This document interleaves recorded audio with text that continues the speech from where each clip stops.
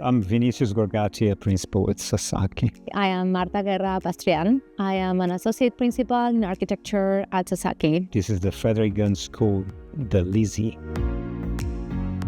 The Gunn School used to be called the Gunnery a few years ago, and then they went through a rebranding of their own school, looking back at the very original writings from Frederick Gunn, who was a really progressive man at the time. He was an abolitionist at a time where not everyone was, and he believed in this contact of humans with nature. The building was not doing that. The original building was a brutalist, concrete, I called it like a very bunkerized kind of building that didn't have the exposure to the campus that this one has. And I think that we had to design something that was incredibly different to what was here.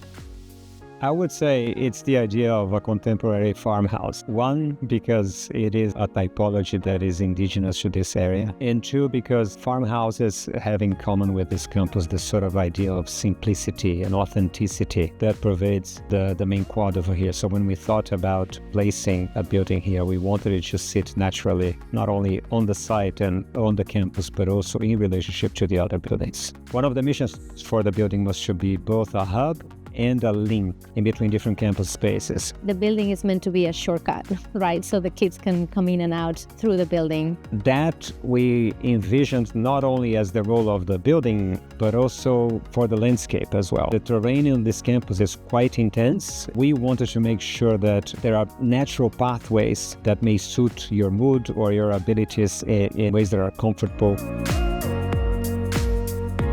The division of the three pavilions, we always knew the massing had to be broken down, because if we had put everything together in one building and then extruded it, would have been like the original building. We wanted really to break it into more of the scale of the buildings that we're seeing around it. And then we use that to create a division of programs. So as you go from south to north, those programs, that pavilion is a lot more fixed. So it has all the labs programs. Then the pavilion in the middle is a mix. It's where the majority of the classrooms are. So classrooms don't need all the, the wet infrastructure that would go into a lab. They're more flexible. And then the third pavilion is the one that is the living room. So it's for everyone. It's very flexible. It has the amazing views of the quad.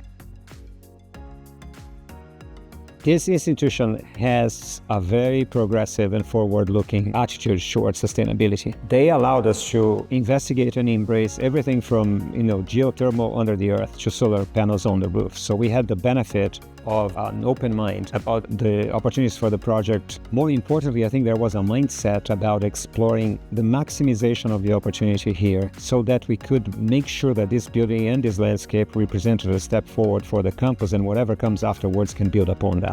One of the key tenets of the school is really to develop students who will become adults who are interested in learning, in sharing, in teaching, and also in applying that to citizenship. So the notion of bringing active citizenship as a core competency associated with the sciences is really a beautiful concept, because it takes the innovative side of science, the research side of science, and connects it directly to its applicability to make the world a better place. It is expected for a building that has classrooms in it that kids will come to the classroom. So to me, what is an indicator that this came out right is when kids come here for no reason and they just hang out or come to do their homework or come to wait for their friend, and then they find things to do here. I think that is when you know that the glue that we hope for the community has worked.